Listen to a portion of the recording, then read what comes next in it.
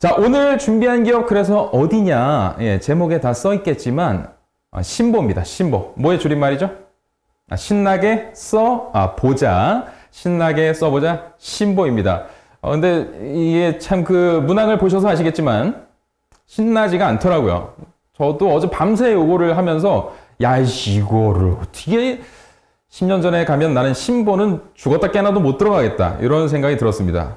저의 못 이룬 꿈을 여러분들께서 이루어지시기를 간곡히 부탁드립니다. 자, 신용보증기금 자소서 항목 해설 들어가기 전에 지난주에도 제가 이제 말씀을 드렸는데 준비물이 있다고 말씀을 드렸죠. 그러면서 제가 두 가지를 언급을 드린 게 이제 사기업 같은 경우는 뭐 지속가능 경영 보고서 그리고 신년사를 봐라. 그런데 공기업 같은 경우는 더더욱 신년사를 정독하셔야 됩니다. 이 씹어먹듯이 한 글자 한 글자 뜯어먹듯이 보셔야 돼요. 왜냐하면 뒤에서도 설명드리겠지만 사실상 신용보증기금의 이 이사장님께서 하셨던 신년사로부터 문항이 출제되었다라고 해도 과언이 아니고 여기 담긴 게 그만큼이나 지금 2021년에 핫 이슈다라고 보셔야 됩니다. 그래서 제가 친절하게 정리를 해왔죠. 자, 윤대희 신용보증기금 이사장님께서는 말씀하셨습니다. 2021년 경제활력 회복과 혁신 성장을 위해 모든 역량을 집중하겠다.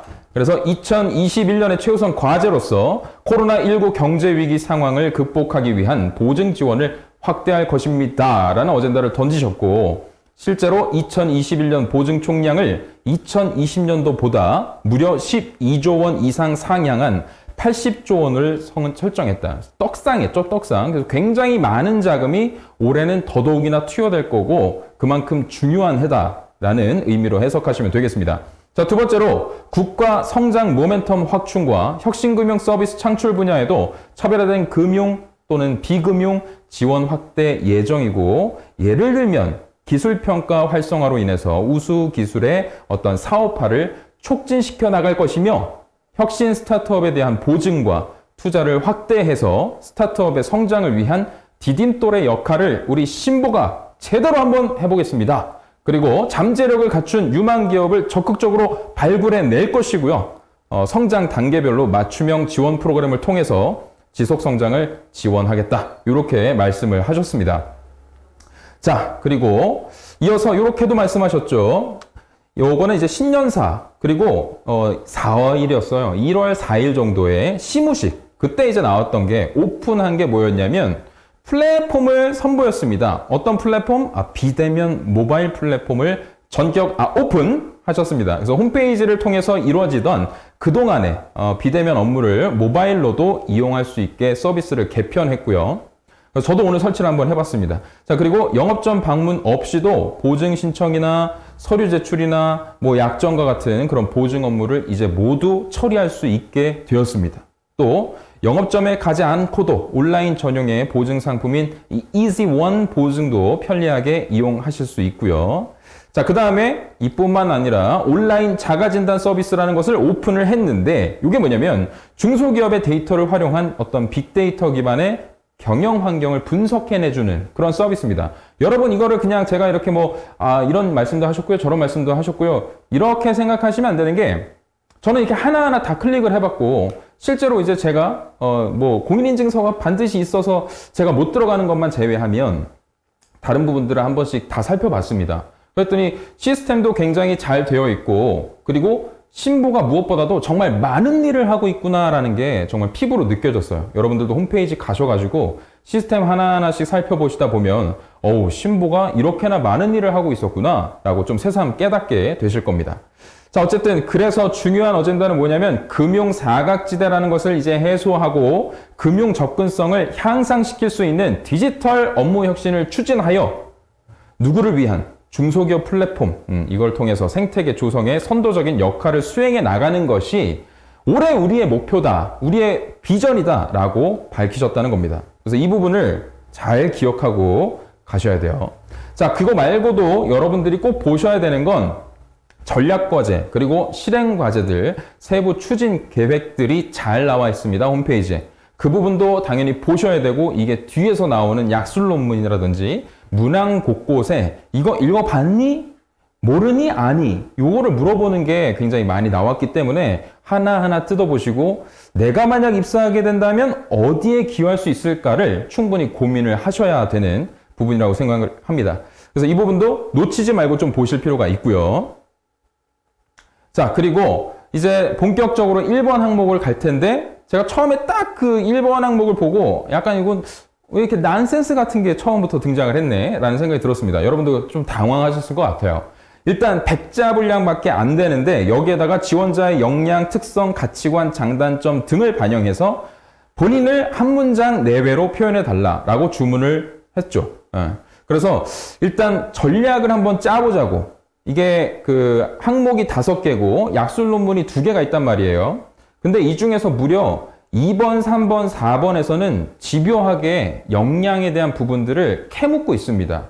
그러니까 괜히 여기에서 힘을 뺄 필요가 없어요. 어느 힘을 뺄 필요가 없냐면 여러분이 가진 뭐 기본적인 지식, 기술, 태도 중에 어떤 그 지식이나 기술을 갖췄다. 내가 이렇게나 전문가다. 라는 것을 백자 분량밖에 안 되는 데다가 우겨 넣을 필요가 없다고. 어차피 뒷부분 2번 항목에서 풀어줘도 되는 거고 3번이나 4번에서 풀어줘도 되기 때문입니다. 자, 그리고 주의하셔야 될 거 여기서 물어보고 있죠. 한 문장 내외로 표현하라. 내외.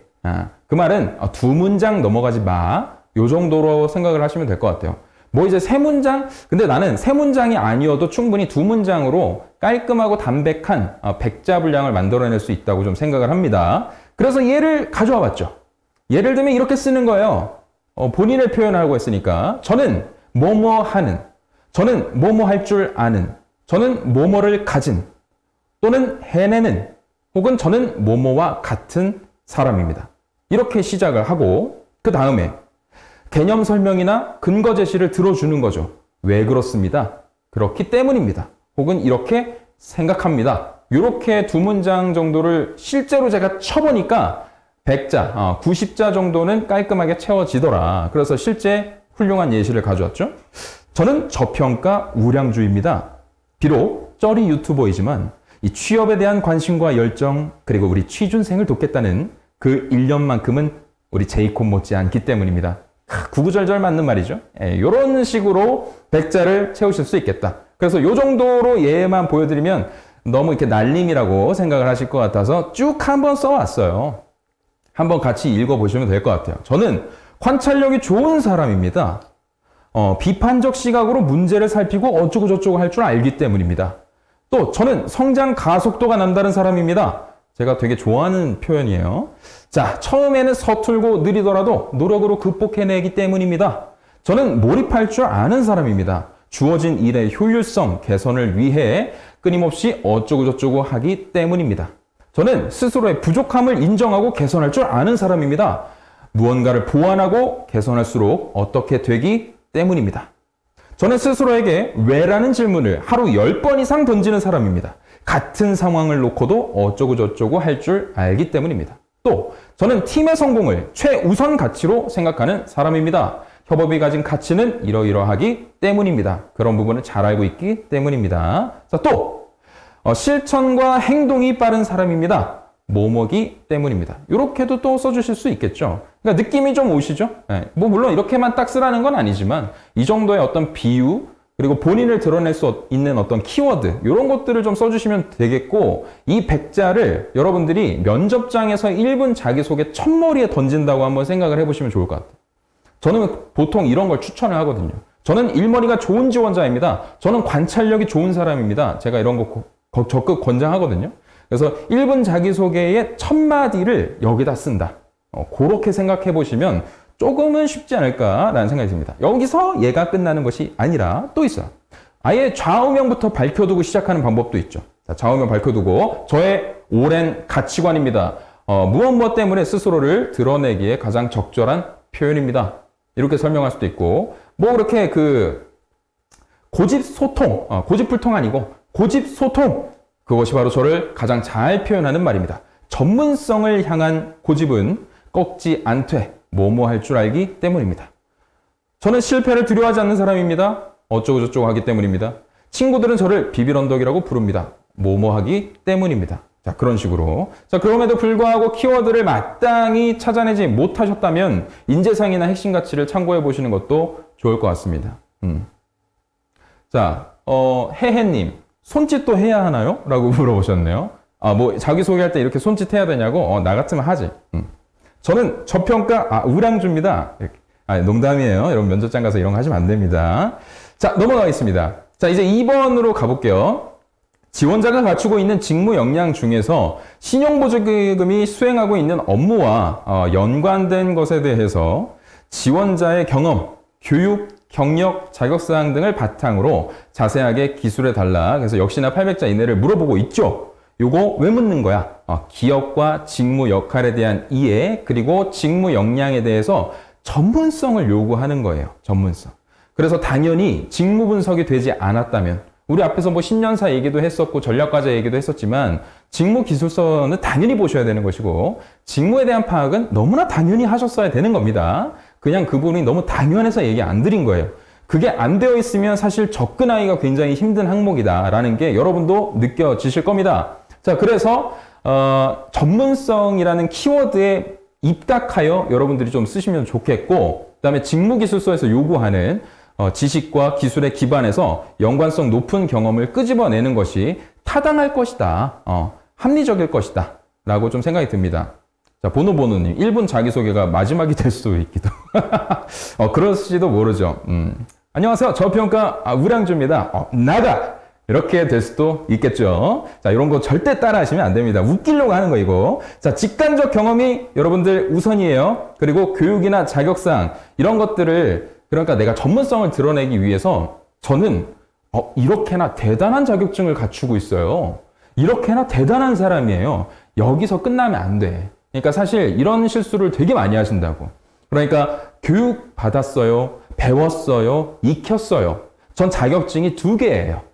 전 3개예요. 이렇게 얘기하는 거는 사실상 여러분들이 직무를 잘 수행해내는데 근거가 아니라 그냥 하나의 도구야. 하나의 수단이고. 여러분들이 발표를 잘하기 위해 PPT를 만드는 거랑 똑같은 거라고. PPT 선수, 올림픽에 PPT로 나가는 건 아니잖아. PT 경진대회 같은 건 있지. 발표대회. 이런 것처럼 여러분들이 어떤 그 프로그램을 사용해봤다, 자격증을 가지고 있다는 건 여러분들의 역량을 드러내기 위한 하나의 도구다. 그렇게 생각을 하셔야 돼요. 그 말이 무슨 말인지 뒷부분에서 말씀을 드려볼게요. 자, 어쨌든 중소기업 지원평가, 뭐 자금 유통, 기업 조사 및 분석, 그리고 데이터 수집 및 분석, 뭐 무역이나 수출입 업무, 교육 컨설팅 진행, 창업 이런 거 해보셨다? 괜찮아. 이런 것들이 여러분들의 직관적 경험이 충분히 될 수 있어요. 그런 것들을 내가 경험해봤어요. 교육해봤어요. 그리고 경력으로서 가지고 있어요. 이런 얘기하는 항목이라는 거예요. 두 번째로 교육이나 자격사항 서술하실 때 중요한 거 뭐라 그랬어요? 배웠다, 학습했다, 익혔다 이런 표현 쓰지 말고 써도 되는데 그 다음에 이게 붙어야 된다고. 이걸 가지고 내가 지금 뭐 할 줄 안다고 그것까지 써주셔야 되는 거예요. 자격증이 있어요. 그렇기 때문에 난 이걸 할 수 있어요. 제가 이렇게 열심히나 했던 만큼 이 과정 속에서 자격증도 취득도 할 수 있었어요. 그만큼이나 저는 관심이 뚜렷했던 사람이고 여기에 분명 기여할 수 있는 사람입니다. 어떤 느낌인지 아시겠죠? 자격증이 결과가 아니다. 그래서 그 부분 실수 안 하셨으면 좋겠습니다. 자, 그래서 작성 가이드를 말씀을 드릴 텐데 제가 평소에는 이런 작성 가이드를 잘 예시를 안 들어드리는데 오늘은 신보라서 조금 특별하게 한번 가져와 봤어요. 저는 보통 소제목으로 모든 걸 시작을 하는데 여기에는 조금 이런 게 더 어울리겠다는 생각이 좀 들었습니다. 첫 번째로 소제목 없이 이렇게 가보는 거예요. 수행하는 업무 그리고 직무에 대해서 내가 어느 정도 이해하고 있다는 걸 드러내라는 거예요. 예를 들어서 직무 담당자에게 필요한 역량을 먼저 던지라는 거죠. 직무 담당자에게는 어떤 역량과 어떤 역량이 필요합니다. 또는 직무 담당자는 어떤 역할을 수행해야 하기 때문에 이런 역량. 한편 어떤 업무를 수행하기 위해 이런 역량을 갖춰야만 합니다. 이렇게 얘기를 해주실 수 있겠죠. 그리고 나서 사유까지 한번 써보는 거예요. 만약 이런 역량을 갖추지 않는다면 이러한 리스크가 발생할 수도 있기 때문입니다. 혹은 포지티브하게 이런 역량을 갖춰야만 이런 문제를 반드시 해결해낼 수 있기 때문입니다. 이렇게 이제 시작을 하고 그 다음에 소제목을 한번 붙여보자. 그래서 제가 굳이 이제 800자인데 두 가지로 한번 나눠봤어요. 기준은 첫 번째는 지식과 기술과 관련된 여러분들의 그냥 그 나열 가능한 전문성이란 것이 있죠. 나열식으로 쓰라는 게 아니라 나열 가능한 그냥 객관적으로 가지고 있는 그런 전문성들을 한 단락으로 엮어보는 거예요. 그래서 저는 이런 교육 경험해봤어요. 이런 경력 가지고 있어요. 이런 자격증 가지고 있어요. 근데 중요한 거 뭐라고? 그래서 나는 이거 해낼 수 있어요. 발휘할 수 있어요. 기여할 수 있어요. 그리고 특정 사업 영역에서 이런 것들을 수행할 수 있습니다. 이런 거 이제 써주시는 거죠. 그래 놓고 이제 두 번째 단락에는 이제 경험 베이스로 한번 가보자. 경험 베이스. 여기에서는 조금 그냥 단순한 전문성 뿐만이 아니라 이거를 쌓기 위해 내가 어떤 태도까지 발휘할 줄 알았던 사람이냐. 그것까지 한번 가본다 그러면 적절한 분량으로 이걸 써준다 그러면 되게 논리적이고 이렇게나 많은 것들을 잘 해냈구나라는 인상을 줄 수 있을 것 같아요. 그래서 직무 수행과 연관성이 높은 직간접 경험 혹은 목표 또는 성과 이런 것들로 이제 시작을 하는 거죠. 첫 번째로 배경 설명이 있어야겠죠. 언제 있었던 일이고요. 그 당시에 목표는 뭐였고요. 저의 역할은 뭐였습니다. 두 번째로 목표 달성을 위해서 이렇게나 노력했어요. 전문성을 향상시킬 수 있었죠. 또는 문제를 해결해 냈답니다. 그래서 제가 얻은 성취물, 결과물, 성과물은 다음과 같아요. 거기서 끝나는 게 아니고 나는 이 경험을 통해 체득한 것이 무엇이냐. 바로 발휘할 수 있고 기여할 수 있고 그런 목표가 무엇인지를 제시합니다. 혹은 해낼 수 있습니다. 그래서 역량 발휘에 대한 여러분들의 기대감, 자신 있습니다. 기대됩니다. 확신합니다. 라고 마무리를 지어주시는 게 굉장히 꼼꼼하지 않을까라는 좀 생각이 좀 들었습니다. 2번을 입사 후 포부로 봐도 되냐고 여쭤보셨는데 사실상 2번은 저는 지원 동기에 가깝다고 생각을 해요. 오히려 이제 입사 후 포부에 가까운 건 뒤에 나오는 3번입니다. 3번. 그래서 이게 뭐 딱 이건 입사 후 포부야, 이건 지원 동기야 그런 건 아니지만 2번에서의 어떤 느낌이라는 건 지금 당장 내가 기여할 수 있는 거. 근데 그게 보통 지원 동기로 이어진단 말이죠. 내가 가진 전문성을 가지고 가장 잘 발휘해낼 곳이 어딘가를 봤더니 신보야. 나 이거 할 수 있어. 당장 시켜주면 요거 달성하고 싶어. 그게 지원 동기예요. 입사 후 포부는 궁극적으로 먼 미래에 내가 달성하고 싶은 가치가 어떤 거야? 먼 미래에 내가 달성하고 싶은, 이루고 싶은 비전은 무엇이야? 이런 것들을 써주시는 게 이제 입사 후 포부겠죠? 조금 맥락상 차이가 굳이 나누자면. 자, 그래서 3번을 볼게요. 3번은 신용보증기금은 기업의 도전과 성장에 힘이 되는 동반자. 영원한 동반자요. 어쨌든 이런 비전을 세우고 이를 실현하기 위해서 첫 번째, 혁신적이고 역동적인 경제 선도. 두 번째, 사회적 가치 기반의 공공서비스 창출. 세 번째, 고객과 함께 지속성장이라는 3대 전략 목표를 설정하고 있대요. 그런데 이 전략 목표 중에서 지원자가 입사 후에 가장 크게 기여할 수 있는 그걸 하나만 선택을 하고 그 이유를 여러분의 역량을 토대로 기술해 주시고 이와 관련한 향후 자기개발 계획을 구체적으로 기술해 달라 라고 되게 집요하게 집착녀처럼 물어보고 있죠. 어쨌든 자, 그래서 이런 거를 쓰실 때 저는 요게 이제 24호 포부에 가깝다고 생각을 했던 겁니다. 오늘 또 처음 보시는 분들은 제가 노래 불러가지고 갑자기 깜짝깜짝 놀라고 이거 이어폰 이렇게 집어던지고 그랬을 수 있을 텐데 제가 가끔 이런 걸 불러요. 부릅니다. 즐기세요. 언제 또 취준방송에서 이런 노래 들어보겠어. 그죠? 자, 어쨌든 그래서 이거는 왜 묻고 있는 거야? 전략 목표, 그리고 전략 과제. 앞에서 내가 분명히 캡처본 보여드린 적이 있죠. 36개인가? 39개인가? 전략 과제. 이런 게 있단 말이야. 그거에 대해서 내가 얼마나 잘 이해하고 있고 관심을 가지고 있는지 그거 드러내라는 거고, 그 다음에 여기서 내가 특정하게 달성하고 싶은 먼 미래의 비전과 목표를 제시할 줄 아느냐. 그거 물어보는 항목이라는 거야. 네, 그래서 오해 마세요. 원래 이런 선생님입니다. 아니지. 이거보다 더한 사람이야. 내가 오늘 무슨 짓을 할지 몰라요, 여러분. 호응 좀 많이 해주세요. 그래서 지난주보다 오늘 확실히 신보가 이 자소서가 되게 어려워. 그래서 나도 어제 사실 이렇게 되게 뭐 아는 척하고 있잖아요. 밤샜어. 어제 밤새 막 자료 조사하고 이거 어떻게 푸는 거지? 뭐라고 써야 되는 거지? 이러고 나도 네이버 다 뒤져보고 산업통상자원부 다 뒤지고 중소벤처기업부 찾아보고 난리를 피웠습니다. 어쨌든 근데 지난주보다 이렇게 사람들이 많이 안 들어온 거 보니까 신보는 좀 포기하는 친구들이 많은 것 같아요. 지금 여러분들 10초 드릴 테니까 빨리 카톡 보내. 포기하지 말라. 포기하지 마. 개뜬금없이 한번 보내봐. 포기하지 마. 신보 써. 10초. 쓰자고. 포기하지 마. 근데 어렵지 않아요. 내가 하나하나를 진짜 딱 따져보니까 다 하고 나니까 별거 아니야. 별거 없어. 여러분도 별거 아니라고 생각하고 들어보세요. 자, 어쨌든 전략목표, 전략과제, 실행과제에 대한 이해와 관심, 그리고 입사 포부나 비전 밝힐 줄 아느냐, 그거 묻는 거고, 2번이 지원 동기라면 어떤 분 여쭤보셨죠? 3번은 입사 포부에 더 가깝다. 그래서 2번이 기술, 어떤 역량, 2번에 기술했던 역량, 이런 것이 살짝 겹쳐도 상관없어요. 상관없어. 그런데 나는 웬만하면 3번이라는 건 쓰기 전에 이걸 반드시 다시 봐라. 캡처했던 거 다시 보여드리고 있습니다. 자, 9개 전략과제, 그리고 36개 실행과제들, 이걸 보셔야 풀 수 있는 문제예요. 뭐든가 자소서를 푼다고 표현하기는 조금 뭐하지만, 요건 좀 그래. 요걸 안 보면 도저히 쓸 수가 없어요. 자, 그리고 또 하나 참고해 보시면 좋을 만한, 좀 꿀팁이라면 꿀팁이고, 저도 이제 뒤져보다 보니까 얻어 걸린 게, 21년도 업무 계획안이 잘 나와 있어요. 홈페이지에 다 나와 있습니다. 다운받으실 수 있고, 그거 보시면 세부적인 내용들이 잘 설명이 돼 있단 말이에요. 그것까지 준비물을 다 정독을 하시고, 접근을 해야 괜찮게 쓸 수 있다. 그런 말씀을 드립니다.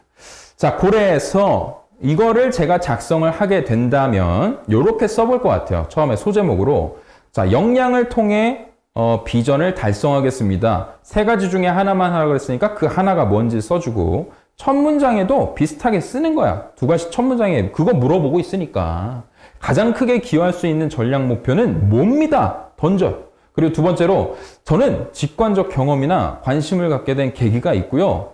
그게 단순한 호기심이 아니었고요. 이걸 충족하기 위해서 다른 사람 누구보다도 열심히 노력을 했답니다. 그런데 더 중요한 거 그거를 왜 했어가 잘 들어가야 돼. 그런 노력을 그냥 드립다 한 게 아니라 목적성이 있었어. 이유나 명분이 뚜렷했어. 그런 걸 가지고 했어. 그 다음에 저는 선택 옵션으로 세 번째, 3테크 1은 그 다음에 향후 구체적인 목표와 달성을 위한 계획이 뭐다. 뭘 보완하겠다, 개선하겠다, 발전시키겠다. 이런 영역에서 그런 식으로 써주실 수 있고 다른 옵션은, 두 번째 옵션은 직관적 경험이나 관심을 갖게 된 계기 있고요. 충실하게 노력해 왔습니다. 그 속에서 저는 기회 요소와 위험 요소, 기회 요소 또는 위험 요소를 알 수 있었죠. 이게 있어야 향후 계획이라는 게 나올 수 있다는 거예요. 그런 문제의식이 있어요. 그래서 기회 요소가 있네. 그래서 나는 이런 준비를 해야겠다고 생각을 했어요. 그래서 네 번째, 향후 자기개발 계획과 비전 달성에 대한 자신감. 이렇게 드러낼 수도 있고, 위험 요소가 있네. 이런 거에 대응해야겠네. 그래서 나는 이런 향후 자기개발 계획과 비전 달성에 대한 자신감. 이렇게 이제 써 내려가시는 것이 합당하겠다라는 생각이 좀 듭니다. 그래서 3번까지 쓰는 건 사실 어렵지 않아요.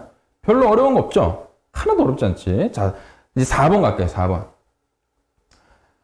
자, 여기서부터 이게 좀 삐끗합니다, 이제. 신용보증기금은 빅데이터 기반의 상거래 신용지수 도입, 비대면 서비스 확대 등으로 지속적인 디지털 전환, 디지털 트랜스포메이션을 추진해서 고객에게 차별화된 공적 금융 서비스를 제공하고자 역량을 모으고 있대요.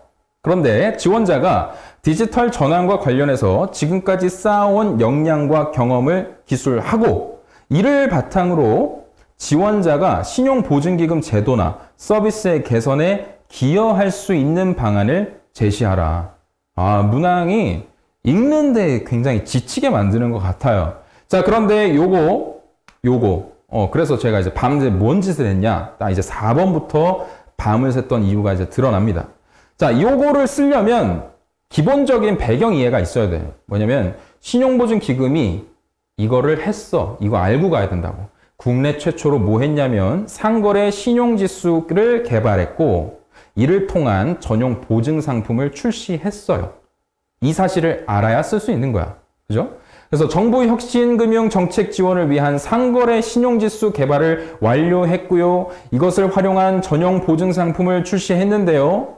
상거래 신용지수라는 게 도대체 뭐냐면 기존의 재무제표로 사람들이 평가를 하잖아. 신용보증기금이 하는 역할이 뭐야?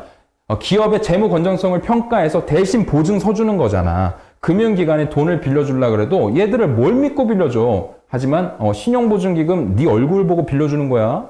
그러면 신용보증기금도 리스크를 다 떠안을 수는 없잖아. 그러니까 나름대로 평가를 했어야겠죠. 그런데 평가 그 기준이 첫 번째가 재무 건전성, 재무제표 속에 있었다고요. 그러나 신생기업, 스타트업 이런 사람들은 사실상 보여줄 게 없잖아. 레퍼런스가 없어. 포트폴리오가 없는데 어떻게 보여줘? 그러니까 우수한 기술력을 재무제표만 보고 가져오는 건 무리가 있다. 그래서 저런 거 하는 거란 겁니다. 그래서 신용지수. 그런데 여기에 들어가는 게 뭐냐면 적시성 있는 동태적 정보를 평가한대요. 뭐냐면 결제 기간이라든지 고용을 많이 했다든지 부가세를 성실히 납부하고 있는지 거래 안정성이 얼마나 탄탄한지 그리고 신용 공여 등 상거래 관련 정보들을 종합적으로 수집하는 거예요. 재무적 아니라 비재무적 지표까지 같이 본다는 거지. 그래서 이거를 활용해서 결제 능력 그리고 상거래 신용도가 양호한 기업들에게는 이제 자금 정책, 정책 자금 지원해 주겠다는 거야. 융통해 주겠다고. 그런 노력들을 지금 기울이고 있습니다. 왜? 우리는 지금 기업이 살아야 되니까 지금 이렇게 경제가 어려울 때 치고 나갈 수 있는 유니콘 기업들이 필요하니까 그런 노력들이 필요하다는 거예요. 그래야 창업들을 많이 하실 거고 그래야 우리가 부강한 나라가 될 테니까. 이런 배경 설명을 배경을 이해해야 돼. 이해하고 쓰셔야 돼요. 자, 다음으로 그래서 이 상거래 신용지수라는 게 총 10개 등급으로 구성이 돼 있대요. 그리고 3천억 규모의 전용 보증상품 규모가 마련이 됐다고 합니다. 그래서 한 기업당 최대로 줄 수 있는 게 3억 원 한도라고 하고요. 기존 평가 시스템상에 신용등급이 낮아서 보증이 어려웠던 애들도 이제 비재무적 지표를 다시 평가해서 상거래 신용점수가 우수하면 돈 준다는 거야. 대출해 준다고. 그죠? 자, 그래서 금융 사각지대에 있던 중소기업의 금융 접근성 강화를 목적으로 하고 있는 거고요. 금융회사 혹은 기업의 신용평가사와 적극적인 협업을 통해서 뭐 때문에 특히나 코로나19로 어려워진 기업들에게 실질적인 혜택을 제공하고자 이런 노력들을 하고 있답니다. 이런 전반적인 배경을 알아야 4번도 쓸 수 있고 약식 논술도 쓸 수 있는 거예요. 아시겠죠?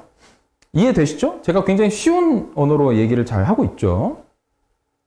자, 그래서 문항에서 묻고 있는 진짜 핵심은 뭐냐? 여러분들이 쓰셔야 되는 건 디지털 전환에 대해서 내가 잘 이해를 하고 있고 이런 배경에 대해서 내가 어느 정도 알고 있기 때문에 관련 역량이나 경험을 통해서 내가 입사하면 어딘가에 좀 기여를 해보고 싶다. 사실 요 얘기 하려고 그러는 거지. 요 얘기.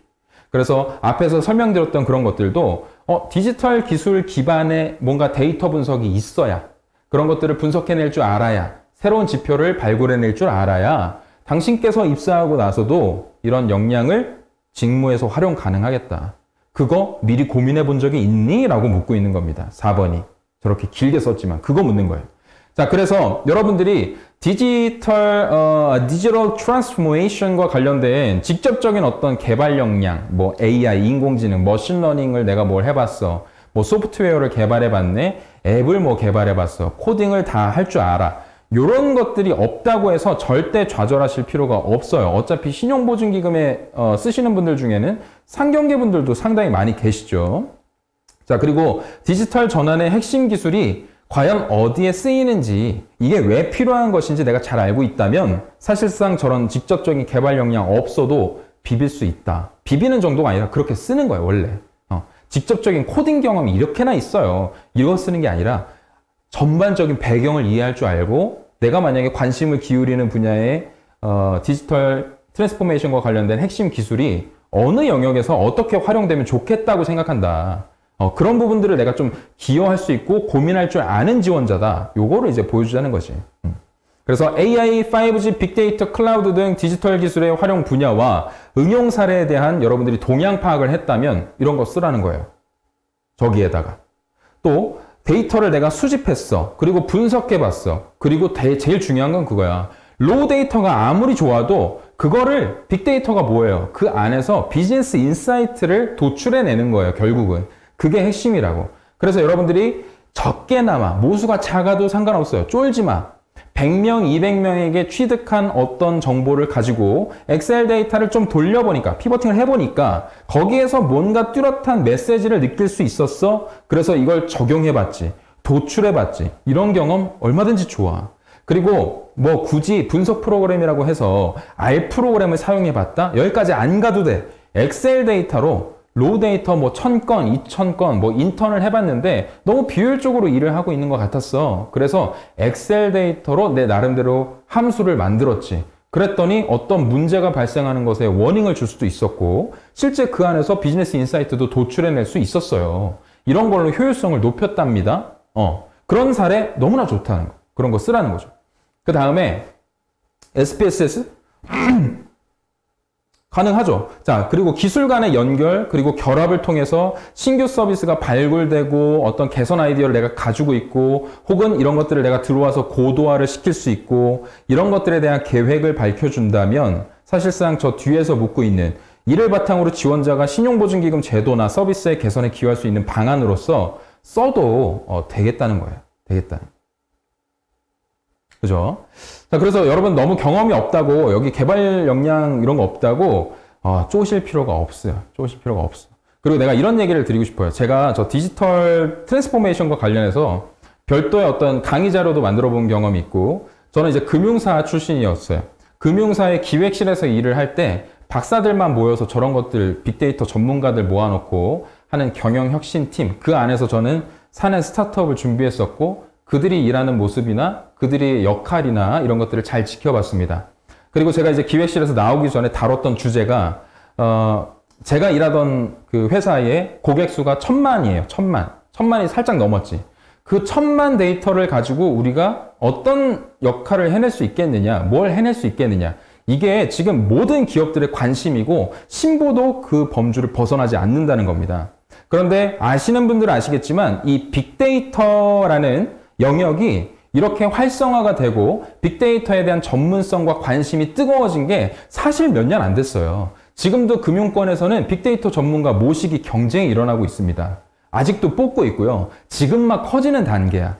그러니까 더 쫄지 말라는 얘기를 드리고 싶은 거예요. 아직 방향성이 어디로 갈지 몰라. 그런데 내가 엑셀로 1000명짜리 혹은 뭐 500명짜리도 좋아요. 사람들의 어떤 뭐 설문조사를 해봤어요. 그 안에서 공통적으로 나타나는 어떤 개선점을 뽑아냈죠. 그래서 이런 것들을 적용시키면 좋겠다고 느꼈습니다. 그런 것들에 대한 아이디어를 제시한 적이 있다면 좋다는 거예요.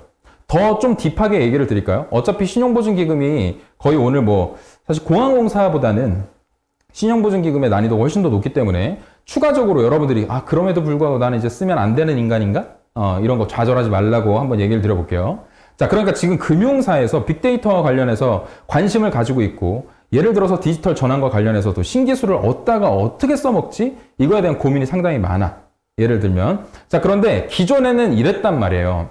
자, 1000만 고객이 있었다고 제가 말씀드렸잖아요. 1000만 고객에 들어오는 데이터가 어떤 거겠어? 연령, 그죠? 성별, 그다음에 거주지, 그지? 이런 거야, 이런 거. 그리고 기존에 가입해 있던 어떤 상품의 내역, 이런 것들이 이제 로우 데이터로 쭉 있었단 말이에요.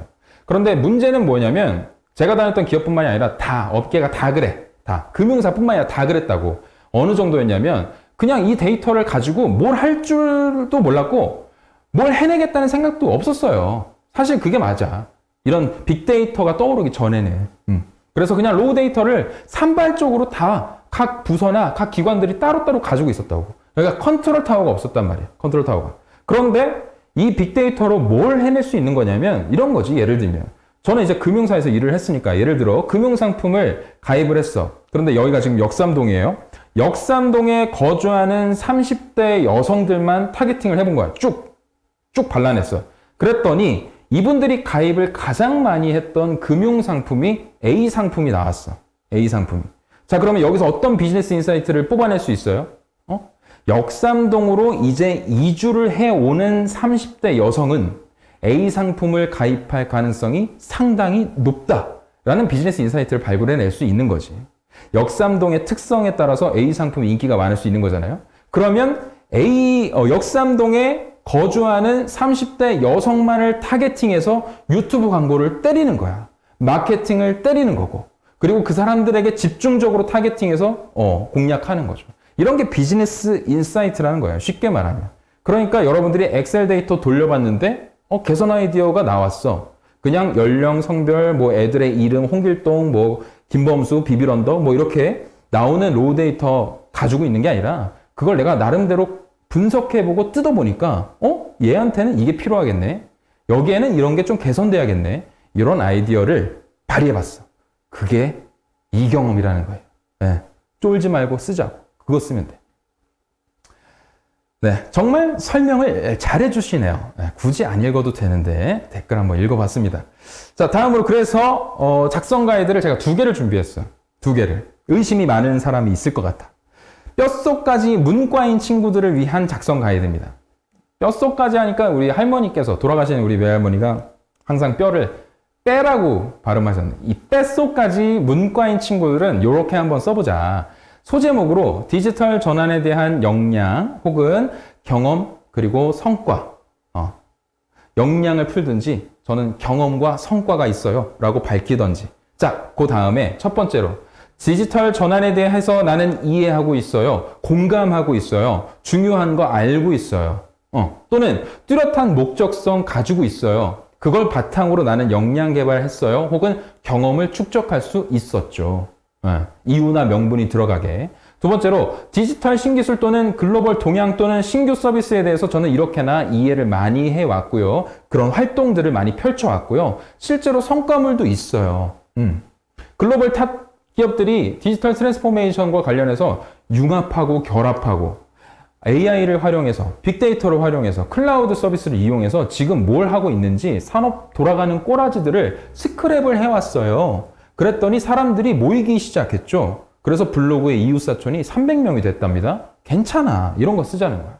자, 다음으로 단락구문을 또 지어서 소제목으로 디지털 전환에 따른 제도나 서비스 개선 아이디어 고도화 전략 이거 구분해서 반드시 써주셔야겠죠. 물어보고 있으니까.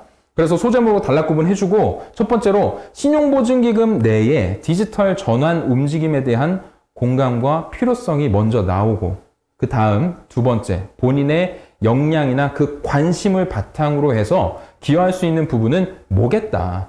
혹은 어떤 아이디어를 제시할 수 있겠다. 혹은 서비스 개선에 대한 기대감을 가지고 있다. 그런 것 써주시면 된다는 겁니다. 제가 이렇게 쉽게 설명을 해드리려고 이렇게 무진장 노력을 해서 몇 분이라도 더 신보에 좀 지원하셨으면 하는 마음입니다. 자, 다음 넘어갈게요. 이제 두 번째는 뼛속까지 문과 말고 코딩 좀 할 줄 아는 친구. 그런 친구들은 이렇게 써보자. 경험 있으면 당연히 비벼야지. 소제목으로 디지털 역량을 통한 서비스 개선 또는 고도화 방안 뭡니다. 해놓고 첫 번째 신용보증기금 내에 디지털 전환 움직임에 대해서 공감하고 있고요. 필요성 잘 알고 있어요. 두 번째 디지털 역량과 관련된 전문성을 갖췄죠. 저는 직접 혹은 간접 경험이 있죠. 혹은 이만큼이나 이해하고 있죠. 아니나 다를까 이런 성과까지 가지고 있네요. 이렇게 자랑하는 거야. 직접적으로 할 줄 안다면. 그리고 세 번째로 신용보증기금 또는 금융서비스의 어떤 장단점이라는 것을 나는 나름대로 분석을 해봤고요. 제가 만약 이 기술에 대한 이해 이 정도라면 입사 이후에 내가 가진 역량을 바탕으로 기여할 수 있는 부분이 요거라고 생각해요. 그렇게 뚜렷하다고 저는 믿습니다. 혹은 여기서 이런 아이디어를 내겠습니다. 저는 이런 생각을 평소에 가져왔어요. 혹은 서비스 개선이 필요한 부분이 무엇인지 알고 있고요. 이런 것들을 실현해낼 줄 아는 인간입니다. 이렇게 써주시는 거예요. 해커톤 같은 거 참여한 것도 써볼 만하냐고요? 당연히 써도 되지. 당연히. 네. 자, 그 다음에 다섯 번째는 사실상 뭐 이제 다섯 번째는 조금 너무 뻔해가지고 제가 뭐 가이드를 드리기도 좀 뭐한데 신용보증기금의 인재상 공기업인으로서의 기본 인품과 금융인으로서의 성장 자질을 갖추고 신보의 미래 가치를 창출하여 사회적 책임을 다하는 인재 이거 홈페이지에 가면 있는 거야.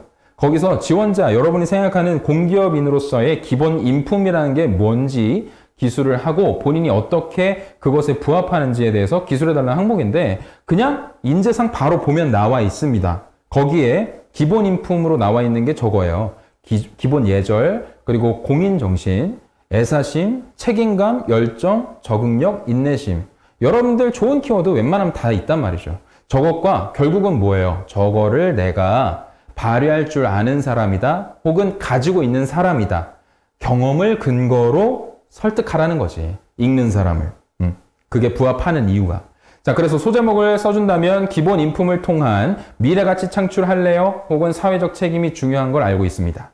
자, 첫 번째로 본인이 여러분이 생각하는 공기업인으로서의 기본 인품은 뭡니다. 이게 두 가지 첫 문장이 딱 나와야 되고 그 다음에 그 이유가 뭐라고 생각해요가 나와야겠죠. 자연스럽게. 애사심이라고 생각해요. 애사심이 없으면 뭘 못하거든요. 애사심이 있어야만 뭘 할 수 있거든요. 그래서 네거티브, 파지티브 선택 사용으로 쓰시면 되고 두 번째로 기본 인품을 발휘한 사례가 있습니다. 경험 얘기 들어가는 거죠. 그런데 정말 중요한 거 제가 지난 시간에도 얘기 드렸지만 이유나 명분이 있어야 설득력이 높아집니다. 설득력. 이거 왜 한 건데가 드러나야 된다는 거예요. 그냥 드립다 했다.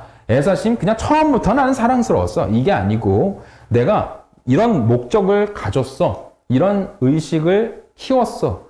혹은 내 생각에 기존의 생각을 뜯어 고쳤어. 왜 그랬어? 그래야 황골탈퇴할 거라고 믿었어. 그랬더니 애사심이 생겼어. 책임감이 생겼어. 그런 식으로 써주셔야 된다는 겁니다. 그래 놓고 교훈이나 인사이트 나와준 다음에 빼먹지 마시고 마지막 결론 부분은 그래서 기본 인품을 앞으로 향후 내 직무 내에서 활용 가능한 그런 기대감을 가지고 있습니다. 자신감을 가지고 있습니다. 그렇게 이제 써주실 수도 있다는 겁니다. 네, 기본 인품과 관련해서 경험 2개를 써도 되겠냐고요? 분량만 괜찮다면 저는 800자면 뭐 2개 정도 써주는 것도 나쁘진 않다고 생각을 합니다. 뭐 여기서 하나만 찝으라고 얘기한 것도 아니기 때문에 괜찮다고 생각해요. 자, 넘어갈게요. 와우, so amazing. 약식 논술 차례가 돌아왔습니다. 읽어볼게요. 자, 신용보증기금은 45년여간 기업평가를 수행하며 누적된 데이터를 기반으로 단순한 보증기관이 아닌 데이터의 원천, 데이터 뱅크로서 기업금융의 혁신에 기여하기 위해 노력하고 있습니다. 한편 한국 경제는 4차 산업혁명에 따른 디지털 경제로의 전환이 가속화되며 산업 간 융복합 등 경제구조의 변화가 이어지고 있는 상황으로 이에 대응하기 위해 여러 기관에 산재된 다양한 기업 및 산업 관련 데이터를 통합하여 관리하고 시중에 공급하는 플랫폼을 구축할 필요성이 대두되고 있는 상황입니다. 향후 효율적 자금 지원과 선제적 리스크 관리를 추진하기 위한 기업금융 플랫폼이 구축될 경우 다양한 기업금융 기관 가운데 신용보증기금이 수행할 수 있는 역할을 단기적 현재 역할 중심 및 장기적 역할 확장으로 구분하여 구체적으로 제시하여 주십시오. 기가 막히죠? 기가 막혀. 숨이 턱턱 막히죠? 숨이 턱턱 막혀. 그러나 뜯어보면 별거 아니다. 별거 아니야. 봐봐. 자, 요 문항을 쓰시려면 뭐 미쳤다고? 괜찮아. 그래서 내가 나왔잖아. 내가 있잖아. 아무튼 여러분들 보세요. 요거 쓰실 때 요 정도만 이해하고 들어가면 돼. 자, 신용보증기금이요. 뭘 했냐면 자, 산업 디지털 전환 스케일업 금융지원의 업무 협약 체결식을 작년 10월 28일 날 했어요. 누가 한 거냐? 신용보증기금이랑 산업부랑 신한은행 그리고 진흥화 말도 어려워. 진흥화협회 등 4개 기관이 디지털 기반 산업 혁신 성장을 위한 금융 지원의 협력 체계를 구축했고요. 정부와 민간 공동으로 이제는 산업계 전반의 디지털 전환을 촉진하겠대. 이게 중요하지. 주체가 누구야? 정부뿐만이 아니라 옛날에는 정부가 우리 디지털 해야 돼요. 이렇게 갑시다. 이런 어젠다를 던지는 게 아니고 이제는 민간이 같이 가자. 민간 기업도 같이 가자. 그래서 이제 자발적으로 디지털 전환을 이뤄내는 생태계를 만들어내자. 이것 때문에 약식 논술이 나온 거야. 알겠죠? 그 다음에 요것도 알아셔야 돼요.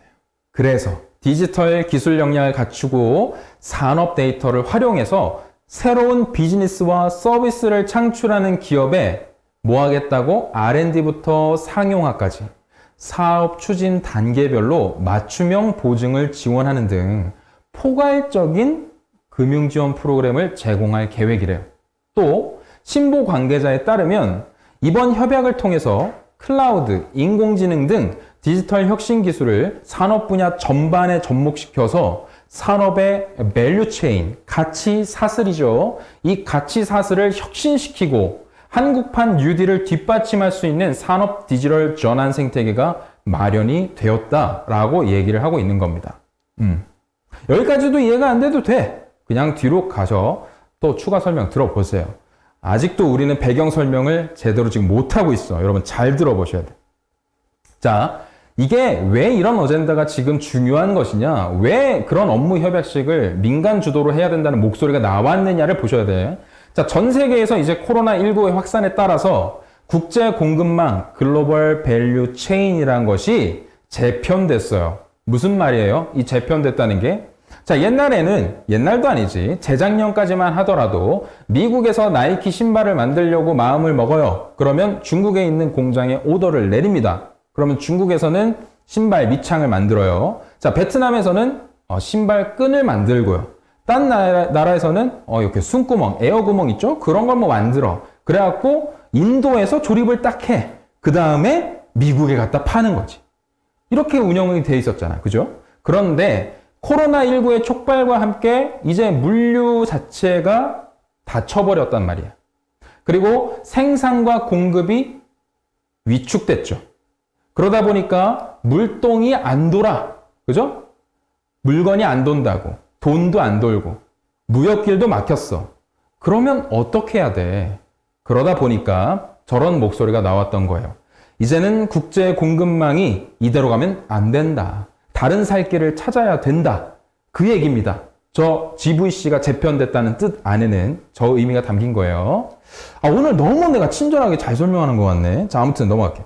자, 산업지형의 급변 등으로 인해서 불확실성이 커지는 가운데 4차 산업혁명, 비대면 경제 활성화 등에 따라서 산업 전반의 디지털 전환이 급격히 진행 중입니다. 자, 이럴 때일수록 어떤 제조업 기반 산업은 굉장히 불안해질 수도 있으니 제조업에도 디지털 기술을 입히든지 아니면 애초부터 디지털과 관련된 기업을 키우든지 그런 노력을 해야 될 것 같다는 생각이 전 세계에서 이제 그런 요구의 목소리가 높아졌다는 뜻이에요. 그래서 이런 거 하고 있는 거라고. 자, 그래서 대기업, 중견기업, 중소기업이 협업에 기초해서 산업 전반에 데이터, 망, 인공지능, 그걸 DNA라고 하는데 기술을 접목해서 산업 가치 사슬을 혁신하고 고부가 가치화를 추진한대요. 이게 뭔 말이냐면 너무 저렇게 왜 이렇게 어려운 용어들을 써놨는지 모르겠어. 자, 쉽게 얘기하면 그거죠. 아까 무역길이 막혔다 그랬죠. 이제는 미국에서 나이키가 신발을 만들기 불안한 구조라고. 현대자동차도 그래서 자동차를 못 만들 때가 있었죠. 몇 달간 끊긴 적이 있었습니다. 그래서 지금은 어떻게 해야 돼? 내수 시장으로 눈을 돌려보자는 거야. 인건비가 싸니까 삼성전자님 베트남에 공장 짓지 말고요. 저기 충청도에 있는 우수한 기술력을 가진 기업 내가 소개해 줄 테니까 한번 만나보시던지 이렇게 하라는 거야. 그래서 대기업이랑 중견기업이랑 중소기업이 이제는 짝짝꿍해서 우리의 내수 경쟁력을 키워가자. 이럴 때에 디지털 기술이 접목이 되면 이런 것들이 잘 돌아가겠다고. 더 많은 사업 영역을 펼쳐낼 수 있을 거라고. 더 뛰어난 고부가 가치를 창출해낼 수 있을 거라고. 그게 배경이에요. 배경. 그래서 뭘 하겠다고 얘기를 하는 거냐면 업계 수요에 기반한 적시적절한 산업 데이터를 활용하도록 이제 지원하겠대요. 예를 들면 이거지. 자, 충청도에 우수한 기술력을 가진 업체가 있어요. 삼성전자님 만나보실래요? 뭘 믿고 만나봐요? 데이터가 있어야지. 데이터가. 얘네는 지금까지 이렇게 했어요. 물론 신생입니다만 비재무적 지표가 이렇게나 뛰어나요. 이렇게 제시할 수도 있는 거잖아. 신보가 그런 중매 역할을 해줄 수도 있다는 거죠. 자, 또 두 번째로는 데이터나 인공지능을 활용한 산업 가치 사슬을 고도화해야 되고 산업 디지털 혁신의 기반을 구축해야 된다. 이런 목소리들이 계속 나오고 있다. 그래서 이걸 통해서 결국 뭐 한다고 코로나19 이후에 국제 공급망의 재편, 경기 침체 등에 따른 우리 산업의 어려움을 극복해낼 수 있는 기회로 삼자는 거야. 이걸 가지고 도약해내자고. 그죠? 요약 국산화, 국산화 예고. 뭐 국산화를 다 하자는 뜻은 아니고요. 디지털 기술을 접목시키면 이제 민간 기업들이 알아서 이런 생태계가 조성이 될 것이고 우리가 생각지 못했던 상상 이상의 고부가 가치를 창출해낼 수 있겠다는 기대감. 그것 때문에 지금 하고 있다는 겁니다. 중요한 건. 자, 넘어가서. 그런데 애로사항이 뭐냐? 기업들은 기술과 인력과 자금 등의 역량이 부족해요. 다 대기업이 아니잖아. 그래서 디지털 전환 효과에 따라서 뭐가 어떻게 크게 달라질 거란 기대감보다는 불확실성에 대한 두려움이 많다고. 또 산업 데이터에 대한 특수성이 있어요. 제조업체가 있는데요. 하나하나의 데이터를 까래. 이제 그런 것들을 풀자는 얘기야. 삼성전자도 보고 저기 있는 업체도 보고 그래서 우리가 가지고 있는 데이터를 공유하면서 고부가 가치를 쌓아갑시다라고 외치고 있는 건데 제조업 입장에서 보면은 이걸 까면 뭐가 드러나냐면 원가가 드러나는 거야. 원가가. 안 그러겠어? 비재무적 지표에는 그런 게 들어가 있는 거잖아. 원가가 들어가고요. 그 다음에 사람을 얼마 주고 쓰는지도 까지는 거지. 예를 들면. 그러니까 이게 뭐냐면 영업 기밀이라는 거예요. 이런 데이터들이. 그래서 폐쇄적일 수밖에 없다고. 이런 것의 틀을 깨고 나가야 디지털 전환 저거 할 수 있다고. 다 같은 노력을 할 수 있다고. 그런 얘기고요. 그 다음에 이런 고려한 법이나 제도가 지금 미비하기 때문에 지금 추진 중인 법이 있어요. 여러분 검색해 보시면 나옵니다. 이런 산업 데이터 활용이나 디지털 혁신이 어렵다고 호소하는 목소리도 물론 애로사항으로 있어요. 그래서 또 산업 데이터 활용이 제조 공정 효율화 그리고 대기업, 중견기업, 중소기업, 협력업체, 가치사슬 이런 단계 등에서 협업을 통해서 산업 데이터가 생산되는 그런 산업을 넘어서 새로운 비즈니스를 하는데 더욱 중요하다고 이게 우리의 기회 요소고 나아갈 방향이라고 그럼에도 불구하고 외치고 있는 거라는 거예요. 네, 되게 어려운 얘기죠. 근데 이것만 넘어가면 됩니다. 자, 그리하여 정부가 산업 현장에서 디지털 전환이 조기에 정착될 수 있도록 민간 중심의 데이터를 활용하는 시스템을 구축해내고 민간의 협업 촉진 및 제도 기반을 마련하는데 노력하겠다라고 얘기를 했는데 이거 지금 신보 얘기만이 아니라 이거 신보 거 아니에요. 이게 산업통상자원부에서 나온 자료를 제가 발췌해서 넣은 겁니다. 이게 정부의 어젠다라는 거야. 그런데 거기에 신용보증기금도 같이 움직이고 있다고. 그렇게 이해하시면 되는 거예요. 그러니까 신용보증기금도 똑같은 고민을 하고 있고 똑같은 방향성을 가지고 나아가고 있다라고 이해하시면 돼요. 자, 안 끝났어. 또 있어. 자, 대상은 그래서 상대적으로 활발했던 개인정보 중심의 데이터 활용과는 다르게 이제는 산업활동 전 과정에서 발생하는 산업 데이터의 특수성. 그런데 그놈의 자꾸 산업 데이터 얘기하는데 그게 뭔지부터 말씀을 드리면 저 밑에 손가락 표시로 써놓은 거 있어요. 산업 데이터가 뭐냐? 개발, 생산, 유통, 소비 등등의 산업 전 과정에서 발생되는 모든 데이터예요. 이것이 어떻게 막 구조화되지 않고 각각 흩뿌려져 있고 어떤 건 이미지고 어떤 건 숫자고 어떤 건 텍스트고 어떤 건 음성이고 어떤 건 영상이야. 그런 것들이 다양하게 뿌려져 있는데 어쨌든 그거 까자고. 그걸 가지고 활용을 하고 말고는 알아서 쓰는 거고. 그런 것들을 활용할 부분은 반드시 있으니까 아무튼 그런 거 하자는 겁니다. 그래서 아직 그런 애로사항들이 분명히 존재를 한다. 그리고 맨 밑에 보면 개인과 공공 이런 산업 데이터를 아우르는 데이터 생태계를 구축해서 어쨌든 다시 한번 말씀드리지만 국제 공급망 재편에 따른 불확실성을 극복하자. 이게 지금 핵심 키워드라는 겁니다. 딱 기네. 그래서 민간 중심의 추진체계 구축하고 정부는 협업 촉진하고 제도를 정비해서 불확실성을 제거할 거래요. 그래서 산업계의 수요 관심 반영해서 공동의 어떤 문제를 해결하는 데 활용시키고 정부는 정부대로 연구개발, 인력, 자금 등을 지원하는 역할을 충실히 해줄 것이고 또 산업진흥화협회 그리고 업계 중심의 디지털 전환 융합 연합체 또 산업진흥화 포럼 이런 민간 중심의 협업 시스템을 계속해서 늘려나갈 것이고 이런 조직을 끈끈하게 이어갈 것이다. 그리고 정부는 데이터의 수집과 활용과 불확실성을 근절시키고 없앨 것이고 민간의 연대 그리고 협력 이런 부분들을 촉진시키기 위한 기밀이니까 폐쇄적일래? 언제까지 폐쇄적일래? 이러면 될 것도 안 돼. 이제는 연대해야 돼. 이런 목소리를 계속해서 낼 것이고 법이나 제도를 바꿔낼 것이다. 그렇게 얘기를 하고 있는 겁니다. 진짜 어렵죠. 자, 그런데 지금까지 보여드렸던 건 산업통상자원부에서 나왔던 이야기 혹은 중소벤처기업부에서 제가 발췌했던 내용들을 적절히 섞어서 배경 설명을 해드린 거고 이제 신보의 이야기를 한번 들어가 보자. 그런데 참고하기 좋은 자료를 제가 뒤지다 보니까 디지털 트랜스포메이션 뒤지다 보니까 윤대희 이사장님이 취임 1년 때에 기자간담회 했던 내용에 답이 있는 것 같더라. 해서 한번 가져와 봤어요. 신용보증기금이 보유한 기업 원천 데이터를 핀테크 기업 등 민간에 적극 개방해 데이터 기반의 신시장 창출에 기여한다는 방침을 세워놨습니다. 사장님이 그렇대. 이사장님이. 자, 정책금융기관 역할에서 더 나아가서 데이터 뱅크가 된다는 보관입니다. 데이터 뱅크 그리고 플랫폼을 구축해 플랫폼 경제 활성화에 기여하겠습니다. 이미 이거를 2019년도에 얘기한 적이 있어요. 그게 지금 언제 빵 하고 터졌어? 올해야, 올해. 그것 때문에 지금 이 항목이 나온 거라고. 약식론수 4번 요거 때문에 나온 거라고. 이해되시죠? 자, 그래서 플랫폼 경제라는 게 뭐예요?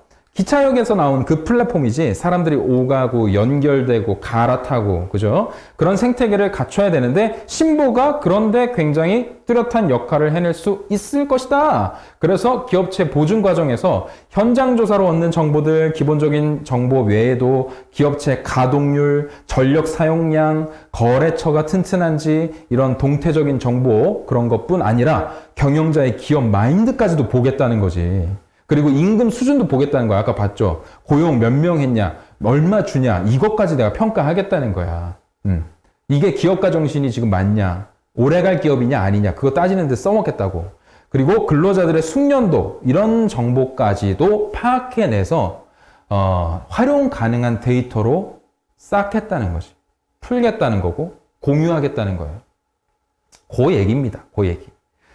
이게 마지막 아니야?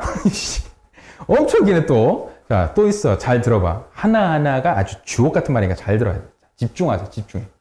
자, 공공정보들을 그래서 시장에 제공하게 되면 시장에서는 CB사, 투자사, 그리고 공공기관들이 저희 정보를 기반으로 또 다른 정보와 결합해서 또 다른 금융상품을 시장에 내놓게 될 것이고 그렇게 되면 기업 지원 영역이 확장될 것이고 이런 기회들이 계속해서 늘어날 것이다.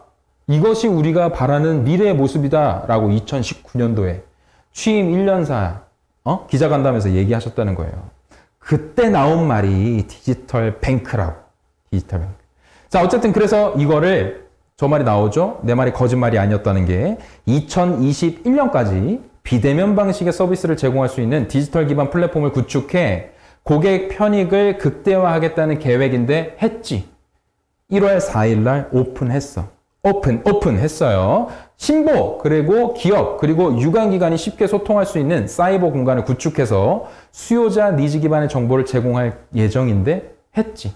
올해 했어요. 그래서 4번이 나온 거고 다른 항목도 출제가 된 겁니다. 그렇게 이해하셔야 됩니다. 자, 오늘은 뭐 꿀팁 할 시간이 없이 그냥 항목 해설하다 끝날 것 같아요, 여러분. 하지만 그 중간중간에 어떤 놓치면 안 되는 인사이트들이 있으니까 채널을 고정해 주세요. 자, 그래서 신용보증기금이 수행해야 될 역할을 한번 생각해 보자고. 요거는 어디 있는 자료 아니고 그냥 제가 생각나는 대로 한번 적어봤어요. 여러분도 조사하시다 보면 저 정도의 생각은 떠오르실 것이고 그래서 저는 힌트 정도를 얘기를 드리고 있는 겁니다. 자, 축적된 산업 데이터를 기반으로 기업 평가 기준을 다양화해야겠죠. 재무적뿐만 아니라 비재무적으로. 그래서 돈을 풀어야 된다고. 뭘 위해서? 우수한 중소기업의 성장 기반을 마련하기 위해서. 두 번째로 자체 데이터 분석을 통해서 산업에 대한 동향을 파악하거나 변화를 예측해서 워닝을 줄 수도 있겠지. 지금 글로벌 경기가 데이터 보니까 지금 정도면 이거는 좀 떡락이네. 이때 지금 조심해야 돼. 이렇게 워닝을 줄 수도 있는 걸 신용보증기금이 할 수 있다고. 또 공공정보 제공을 통해서 CB사, 은행, 공공기관의 지원 상품을 끊임없이 내세워야 많은 기업들의 혜택을 입는다고 말씀드린 적이 있고요. 자, 재무적, 비재무적 평가를 통해서 투자를 연계해 줄 수도 있죠. 삼성전자 여기 보라고, 충북의 이 기업 보라고, 우수한 기업이라고. 왜? 사장의 마인드가 다르거든. 이런 얘기가 이제 가능한 시대라는 거야. 그리고 직접 투자를 해낼 수도 있겠지. 그런 발판을 마련해 갈 수도 있을 겁니다. 또 디지털 경제로의 전환에 대한 기틀을 이참에 만들고 산업 간의 융복합과 중소기업의 성장 모멘텀을 제공하는 것이 지금 신보가 해야 되는 역할이 맞고, 마지막으로 산업과 개인 공공데이터 활용 지원을 통해서 대기업, 중견기업, 중소기업 간의 협업을 도모시키고 이 불안정한 GVC, 글로벌 밸류 체인을 재편되고 있는 이 과정 속에 살아남자고 우리끼리 잘해서 해보자고, 그거 신보가 해줄 수 있다고. 그런 것들을 신보가 해줘야 되는 역할이라고 저는 생각을 해봤어요. 이제 좀 정리가 되시죠? 배경 설명 충분히 정말 드렸고, 그 다음에 신보가 해야 되는 역할까지도 드렸습니다. 여러분이 하셔야 되는 건 이제 살을 붙여가는 거죠. 살을. 그래서 저라면 이렇게 써볼 것 같다는 생각을 해봤습니다. 소제목으로 기업금융 플랫폼 구축과 데이터뱅크에 대한 나는 이해가 있어요. 공감합니다. 이게 왜 필요한지 알고 있어요. 혹은 이때 신보가 어떤 역할을 해야 됩니다. 등등의 소제목이 뭐든 올라올 수 있어요. 약식 논술이니까 이 정도로 좀 범위는 열어놓고 가도 될 것 같아. 자, 첫 번째로 신용보증기금의 데이터뱅크로서의 역할에 대해서 공감하고 있고요. 기업금융 플랫폼 구축이 얼마나 중요한지, 왜 필요한지 전 알고 있습니다. 이거 반드시 필요합니다. 그건 맞아요. 두 번째로 4차 산업혁명에 따른 디지털 경제로의 전환이 가속화되고 있는데 데이터 통합관리 플랫폼이 필요한 상황이고요. 이런 것들은 팩트 위주로 짚어줘야 된다고. 지금 현 상황, 경제 상황, GVC가 재편되고 있는 상황, 글로벌 팬데믹으로 인해서 물류가 막히고 오프라인 기반의 영업이 어려워지고 제조업이 더 이상 성장하기 힘든 지금과 같은 상황을 짚어주고, 거기서 나쁜 것만 보는 것이 아니라 긍정적 측면, 기회 요소. 그러니까 디지털로 가야지. 이참에 우리끼리 잘해봐야지. 이런 기회 요소를 찾아보자는 거야. 그리고 부정적인 측면, 이거 둘 다 써주자는 거야. 논술은 그렇게 쓰셔야 되는 거예요. 나의 맹목적인 주장만 펼치는 것이 아니라 긍정적 측면과 부정적 측면을 모두 고려해 봤습니다를 써주셔야 돼요. 이래야 논리적인 사고력을 가졌다고 나를 드러낼 수 있는 거예요. 그래서 저는 이 안에서 뭘 봤어요? 기대 효과가 뭔지, 혹은 기회 요소가 무엇인지, 혹은 우리가 대응해야 되는 위험 요소가 무엇인지를 알아냈어요. 그거 써주죠. 그래 놓고 제일 중요한 거 뭐예요? 묻고 있는 게 향후의 신용보증기금의 역할 또는 지향점이겠죠. 그거 바로 소제목에 써주시고 뭐라고 주장해? 단기적으로는 이런 역할 해야 됩니다. 이걸 하면 이런 효과를 얻을 수 있습니다. 두 번째는 장기적으로는 이런 역할을 할 수 있습니다. 이런 거를 통해서 기대 효과는 이걸 얻을 수 있습니다. 근데 너무 단기적인 것과 장기적인 것을 이렇게 구분지어서 뭐가 엄청나게 다를 거라는 생각은 하지 마세요. 확장이라는 표현을 썼단 말이야. 단기적인 거, 지금 당연히 해야 되는 거, 그거를 잘하고 더 많이 하고 우리나라뿐만이 아니라 또 협약을 맺고 다른 데와도 디지털로 연결이 되고 산업과 산업이 계속해서 늘어나고 그래서 민간 생태계가 확장되고 그랬을 때의 미래가 저 장기적인 거라고. 그 장기적인 역할에 대한 이 청사진은 뭐다. 그런 얘기 해주는 겁니다. 그래서 마지막으로 내가 꿈꾸는 정말 궁극적인 먼 미래에 청사진이라는 거, 이런 역할을 수행했을 때 정말 눈부시고 아름다운 나라가 되는 우리의 모습은 이런 것이다. 그 모습이 너무나 기대된다. 이런 거. 이렇게 좀 써주시면 될 것 같습니다. 예. 정말 이게 약식 논술 가지고 시간을 지금 10시가 넘었어요. 오늘은 쉬는 시간 없이 가야 될 것 같습니다. 자, 소변 마려우신 분들은 어차피 이어폰 끼고 이제 화장실 갔다 오세요, 빨리. 자, 약식 논술 5번은 길지 않아요. 그냥 짧게 갈 거야. 왜냐면 그냥 해야 되는 얘기가 뻔하거든요. 제 역할이 짧아요. 자, 볼게요. 정부는 미래차 바이오에스 시스템 반도체를 빅3 산업으로 정하고 관련 지원책을 마련하고 있으며 DNA 뭐라고? Data Network AI 이런 기반의 경제구조 고도화를 위해서 제도를 정비하고 있습니다. 맞죠? 자, 다른 한편으로 또 뭐 하고 있냐면 코로나19 팬데믹으로 인한 피해가 집중되어 있는 어디? 중소기업과 소상공인을 지원하기 위한 다양한 지원책, 포용금융을 대규모로 마련되어 집행하고 있습니다. 그러니까 한쪽에서는 혁신 외치고 새로운 성장 동력 찾고 가야 되고 있고 또 다른 한편에서는 어려운 중소기업들 돕고 지원하고 살리고 이끌어내고 있고 그거 다 하고 있다고. 자, 그런데 한국 경제의 성장 경로를 한 단계 업그레이드하기 위해서 미래 성장 동력의 자원을 집중해야 한다는 입장이 있고요. 빠른 경기 반등과 사회적인 안전망 구축을 위해서 아니야, 취약계층에 대한 포용적 금융에 좀 더 힘을 실어야 돼 라고 주장하는 입장이 있습니다. 신용보증기금은 이 둘 중에서 어느 측면에 중점을 두고 정책금융기관으로서 주도적인 역할을 수행해야 할 것인지. 말을 왜 이렇게 길게 썼어?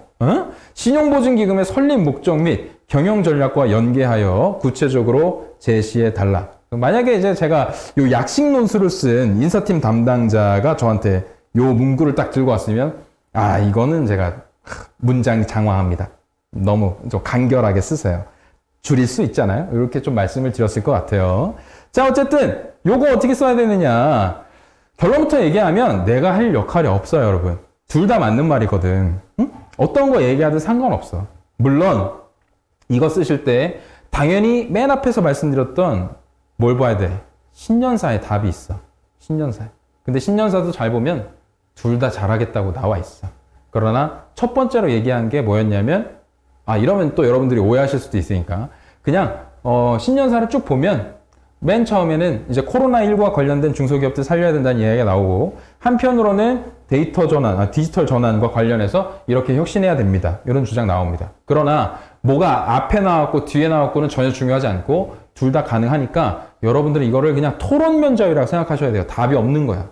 답은 둘 다 맞아. 근데 여러분들이 주장을 잘 실어낼 수 있느냐 그거를 물어보는 항목이라고 이해하셔야 됩니다.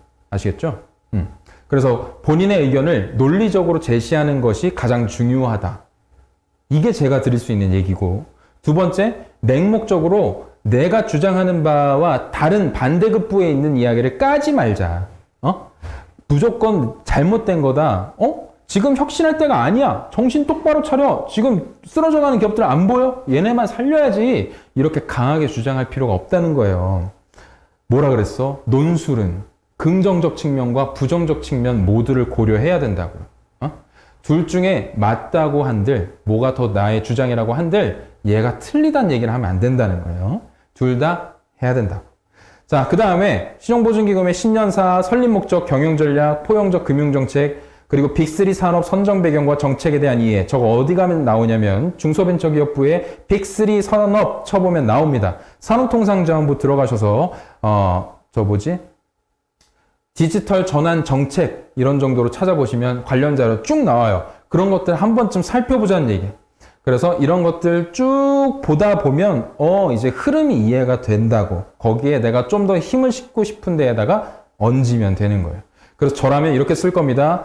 첫 번째 소제목에 나의 입장을 통한 미래의 청사진, 내가 기대하는 미래 청사진은 뭡니다. 그래서 뭐 해야 됩니다. 그래서 첫 번째로 저는 성장 동력 지원해야 된다고 생각합니다. 혹은 포용적 금융 해야 된다고 생각합니다. 그냥 두 가지식으로 나는 이렇게 밝히고 시작할 것 같습니다. 두 번째로 왜 그러냐면 현재 경제 상황을 한번 보자고요. 그리고 정부 정책에 대해서도 지금 이렇게 되고 있으니까 이 흐름을 가보자고요. 이런 식으로 쓸 수 있겠죠? 또는 신용보증기금의 설립 목적을 한번 보자고요. 경영 전략과 관련된 이런 근거들이 있잖아요. 그러니까 이거 해야 된다고요. 이런 얘기를 해줄 것 같아요. 그걸 풀어주고 다음 단락에 이런 얘기. 반대 의견에 대해서도 공감해주자고. 그런 사람임을 보여주자는 거야.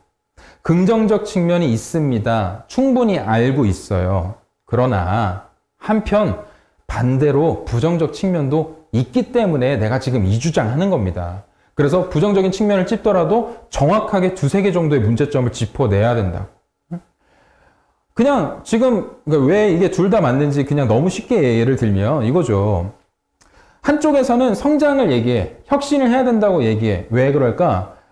어떤 놈이든 유니콘이 딱 생기면 부수적으로 살아나는 기업들이 많다는 거야. 어느 한 놈이 송곳처럼 뚫고 나가면 같이 먹고 사는 구조는 자연스럽게 만들어진다. 이게 혁신론이라고. 그런데 팬데믹으로 챙겨야 된다는 건 아니지. 밑에서부터 제대로 다지자고. 지금 숨이 헐떡거리는 기업도 살려놓자고. 그렇게 돼야 다 같이 잘 사는 게 되는 거지. 그러니까 뭐가 맞다고 틀리다고 얘기할 수 없는 거잖아. 그죠? 어쨌든 그런 논리인 거예요. 그 논리 싸움인 거예요, 지금. 그래서 두 가지 의견의 합의점을 내 나름대로는 도출을 해봤고, 그리고 나의 주장에 대해서 다시 한번 강조를 해주는 거죠. 그렇기 때문에 저는 웬만하면 성장 동력 지원해야 된다고 생각합니다. 웬만하면 포용적 금융이 먼저라고 생각합니다. 그러나 마지막에, 그러나가 아니라, 그리고 마지막에 궁극적으로 제가 바라는 정말 그 비전이나 청사진은 어떤 것이고요. 이런 모습이 되었으면 좋겠네요. 이렇게 쓰자는 거지. 이거 5번은 사실 어렵진 않아요. 뭘 정할지가 문제인데 사실 뭘 골라도 틀린 답이 아니다. 그 말씀을 좀 드려봅니다.